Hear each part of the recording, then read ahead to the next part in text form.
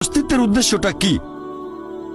আল্লাহ এর উত্তরে বলেছেন সূরা মুলক অধ্যায় নম্বর 67 আয়াত নম্বর 2। আল্লাহ বলেছেন আল্লাযী খালাকাল মাউতা ওয়াল হায়াতা, যে আল্লাহ সৃষ্টি করেছেন মৃত্যু ও জীবন পরীক্ষার জন্য। কে তোমাদের মধ্যে কর্মে উত্তম? আল্লাহ সৃষ্টি করেছেন জীবন ও মৃত্যু পরীক্ষার জন্য। কে তোমাদের মধ্যে কর্মে উত্তম? আল্লাহ পবিত্র কোরআনে বলেছেন সূরা আলে ইমরান অধ্যায় নম্বর 3 আয়াত 185।